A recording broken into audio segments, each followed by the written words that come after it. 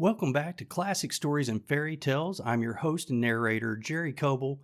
And before we start, don't forget to like, share, and review or rate this podcast so that other people can find out more information about it. As I've said before, we're going through the book Ozma of Oz by L. Frank Baum. This is the third book in his series, and today we're going to start with chapter 16, Purple, Green, and Gold. The yellow hen, stepping high and with an air of vast importance, walked slowly over the rich velvet carpets of the splendid palace, examining everything she met with her sharp little eyes. Billina had a right to feel important, for she alone shared the Nome King's secret and knew how to tell the objects that were transformations from those that had never been alive. She was very sure that her guesses would be correct, but before she began to make them, she was curious to behold all the magnificence of this underground palace, which was perhaps one of the most splendid and beautiful places in any fairyland. As she went through the rooms, she counted the purple ornaments, and although some were small and hidden in queer places, Billina spied them all and found the entire 10 scattered about the various rooms. The green ornaments she did not bother to count, for she thought she could find them all when the time came.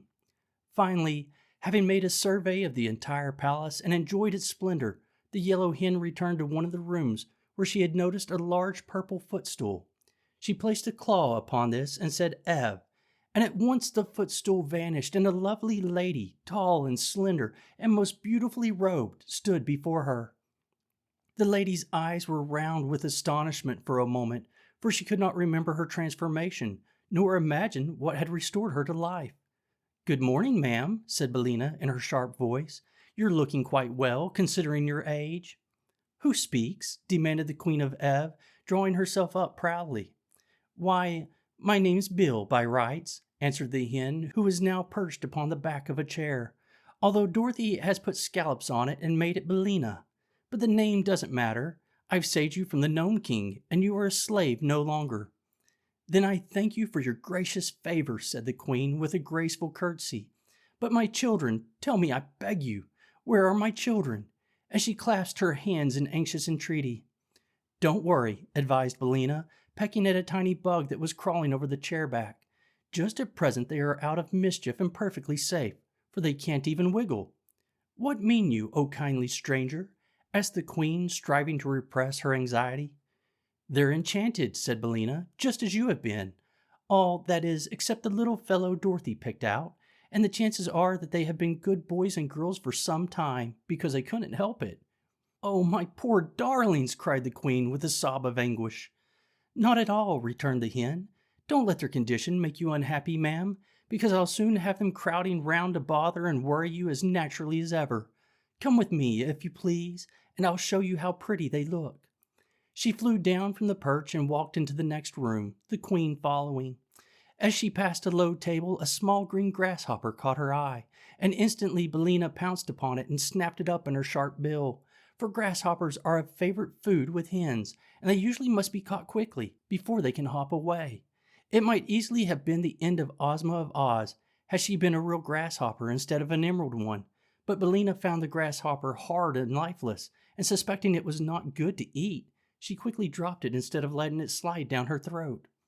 "I might have known better," she muttered to herself, "for where there is no grass, there can be no live grasshoppers. This is probably one of the king's transformations." A moment later, she approached one of the purple ornaments, and while the Queen watched her curiously, the hen broke the Nome King's enchantment, and a sweet-faced girl, whose golden hair fell in a cloud over her shoulders, stood beside them. "Ivana!" cried the Queen. "My own Ivana!" as she clasped the girl to her bosom and covered her face with kisses. "That's all right," said Billina contentedly. "Am I a good guesser, Mr. Nome King? Well, I guess." Then she disenchanted another girl, whom the Queen addressed as Everose, and afterwards a boy named Evardo, who was older than his brother Evering. Indeed, the yellow hen kept the good Queen exclaiming and embracing for some time, until 5 princesses and 4 princes, all looking very much alike except for the difference in size, stood in a row beside their happy mother. The princesses were named Ivana, Evrose, Avella, Everine, and Evedna, while the princes were Evrob, Evington, Everardo, and Everland. Of these, Everardo was the eldest and would inherit his father's throne and be crowned King of Ev when he returned to his own country. He was a grave and quiet youth, and would doubtless rule his people wisely with justice. Billina, having restored all the royal family of Ev to their proper forms, now began to select the green ornaments which were the transformations of the people of Oz. She had little trouble in finding these, and before long all the 26 officers, as well as the private, were gathered around the yellow hen, joyfully congratulating her upon their release. The 37 people who were now alive in the rooms of the palace knew very well that they owed their freedom to the cleverness of the yellow hen, and they were earnest in thanking her for saving them from the magic of the Nome King. "Now," said Billina, "I must find Ozma. She is sure to be here, somewhere, and of course she is green, being from Oz. So look around, you stupid soldiers, and help me in search." For a while, however, they could discover nothing more that was green. But the queen, who had kissed all her 9 children once more and could now find time to take an interest in what was going on, said to the hen, "Mayhap, my gentle friend, it is the grasshopper whom you seek." "Of course it's the grasshopper," exclaimed Billina. "I declare I'm nearly as stupid as these brave soldiers. Wait here for me, and I'll go back and get it." So she went into the room where she had seen the grasshopper, and presently Ozma of Oz, as lovely and dainty as ever, entered and approached the Queen of Ev, greeting her as one high-born princess greets another. "But where are my friends, the Scarecrow and the Tin Woodman?" asked the girl ruler, when these courtesies had been exchanged. "I'll hunt them up," replied Billina. "The Scarecrow is solid gold, and so is Tik-Tok, but I don't exactly know what the Tin Woodman is, because the Nome King said he had been transformed into something funny." Ozma eagerly assisted the hen in her quest, and soon the Scarecrow and the Machine Man, being ornaments of shining gold, were discovered and restored to their accustomed forms. But, search as they might, in no place could they find a funny ornament that might be the transformation of the Tin Woodman. "Only one thing can be done," said Ozma at last, "and that is to return to the Nome King and oblige him to tell us what has become of our friend." "Perhaps he won't," suggested Billina. "He must," returned Ozma firmly. "The king has not treated us honestly, for under the mask of fairness and good nature he entrapped us all, and we would have been forever enchanted had not our wise and clever friend, the yellow hen, found a way to save us." "The king is a villain," declared the Scarecrow. "His laugh is worse than another man's frown," said the private with a shudder. "I thought he was honest, but I was mistaken," remarked Tik-Tok. "My thoughts are usually correct, but it is Smith and Tinker's fault if they sometimes go wrong or do not work properly." "Smith and Tinker made a very good job of you," said Ozma kindly. "I do not think they should be blamed if you are not quite perfect." "Thank you," replied Tik-Tok. "Then," said Billina in her brisk little voice, "let us all go back to the Nome King and see what he has to say for himself." So they started for the entrance, Ozma going first, with the queen and her train of little princes and princesses following. Then came Tik-Tok and the Scarecrow with Billina perched upon his straw-stuffed shoulder. The 27 officers and the private brought up the rear. As they reached the hall, the doors flew open before them, but then they all stopped and stared into the domed cavern with faces of astonishment and dismay. For the room was filled with the mail-clad warriors of the Nome King, rank after rank standing in orderly array. The electric lights upon their brows gleamed brightly. Their battle axes were poised as if to strike down their foes, yet they remained motionless as statues, awaiting the word of command. And in the center of this terrible army sat the little king upon his throne of rock, but he neither smiled nor laughed. Instead, his face was distorted with rage and most dreadful to behold. Chapter 17. The Scarecrow Wins the Fight. After Billina had entered the palace, Dorothy and Everin sat down to await the success or failure of her mission, and the Nome King occupied his throne and smoked his long pipe for a while in a cheerful and contented mood. Then the bell above the throne, which sounded whenever an enchantment was broken, began to ring, and the king gave a start of annoyance and exclaimed, "Rockety Rickets!" When the bell rang a second time, the king shouted angrily, "Smudge and blazes!" And at a third ring he screamed in a fury, "Hippocaloric!" which must be a dreadful word because we don't know what it means.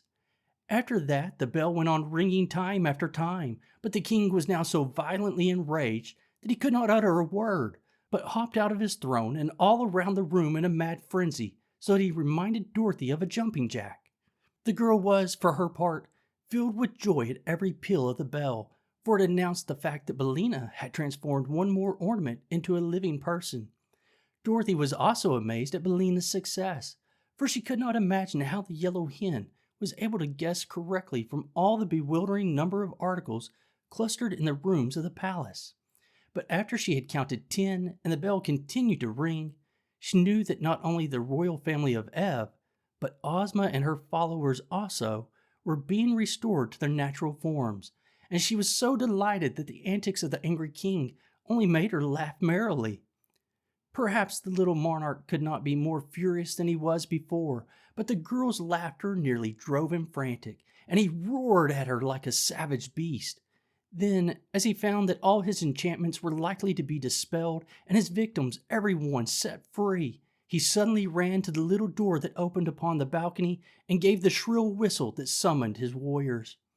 At once the army filed out of the gold and silver doors in great numbers, and marched up a winding stair and into the throne room, led by a stern-featured gnome, who was their captain. When they had nearly filled the throne room, they formed ranks in the big underground cavern below, and then stood still until they were told what to do next. Dorothy had pressed back to one side of the cavern when the warriors entered, and now she stood holding little Prince Irving's hand while the great lion crouched upon one side and the enormous tiger crouched on the other side. "Seize that girl!" shouted the king to his captain, and a group of warriors sprang forward to obey. But both the lion and tiger snarled so fiercely and bared their strong, sharp teeth so threateningly that the men drew back in alarm. "Don't mind them," cried the Nome King. "They cannot leap beyond the places where they now stand." "But they can bite those who attempt to touch the girl," said the captain. "I'll fix that," answered the king. "I'll enchant them again so that they can't open their jaws." He stepped out of the throne to do this, but just then the sawhorse ran up behind him and gave the fat monarch a powerful kick with both his wooden hind legs. "Ow! Murder! Treason!" yelled the king, who had been hurled against several of the warriors and was considerably bruised. "Who did that?"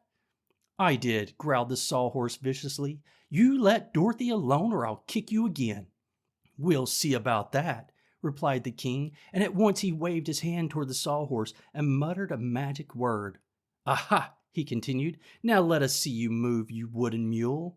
But in spite of the magic, the sawhorse moved, and he moved so quickly toward the king that the fat little man could not get out of his way. Thump! Bang! Came the wooden heels right against his round body, and the king flew into the air and fell upon the head of his captain, who let him drop flat upon the ground. "Well, well," said the king, sitting up and looking surprised. "Why didn't my magic belt work, I wonder?" "The creature is made of wood," replied the captain. "Your magic will not work on wood, you know." "Ah, I'd forgotten that," said the king, getting up and limping to his throne. "Very well, let the girl alone. She can't escape us anyway." The warriors, who had been rather confused by these incidences, now formed their ranks again, and the sawhorse pranced across the room to Dorothy and took a position beside the hungry tiger. At that moment the doors that led to the palace flew open, and the people of Ev and the people of Oz were disclosed to view. They paused, astonished at the sight of the warriors and the angry Nome King seated in their midst.